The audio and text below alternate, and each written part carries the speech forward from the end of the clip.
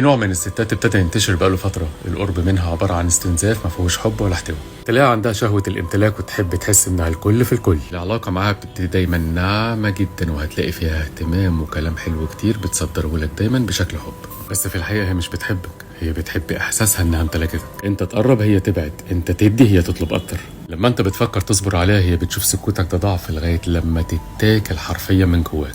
النوع ده من الستات بيكون عنده دايما اضطراب الشخصيه، ما بيكونش قادر يحدد هي اساسا بتحب الراجل ولا معتبراه خصم ليها. والنوع ده من المشاكل بيكون دايما جاي من مشكله البنت في علاقتها اساسا مع باباها، او من الراجل اللي ظهر في حياتها وساب لها مشكله كبيره فيها. دايما بتحاول تثبت لنفسها ان مفيش راجل ينفع معاها، وان اي راجل لازم يتكسر، وان اوقات بتكون حتى الام لعبه هنا دور انها مفهمه البنت ان الرجاله كائنات مؤقته، صيان للحمل، الاكل، مصاريف كده بس مش اكتر. الست دي لما تيجي تشتغل بتشتغل علشان تتحكم، ولما تيجي تتكلم ما بتلاقيش فيه لغة حوار، بتكون دايما فيه هجوم.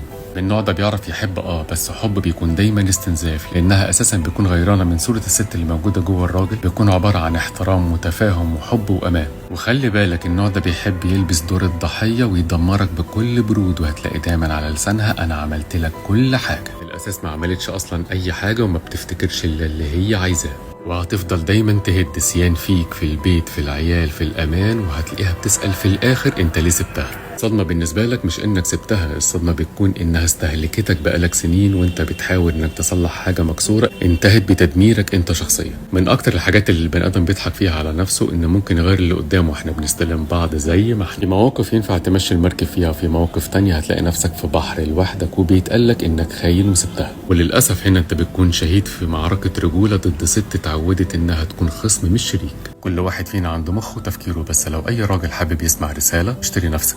لما تلاقي نفسك بتعامل اللي قدامك باحترام، ومع كده بتصدر لك برضه لغة الكبرياء والكرامة، علشان مجرد انها تغطي انها مش هتقدر تديك احترام ولا امان. انت هنا هتلاقي نفسك بتدفع تمن تربية هي ما اختارتهاش، لكنها قررت انها تكمل بيها. وبرضه رسالة لكل ام ما تربيش بنتك انها تبقى ند لجوزها، وعلميها انها تحترم راجلها وتبقى سند ليه.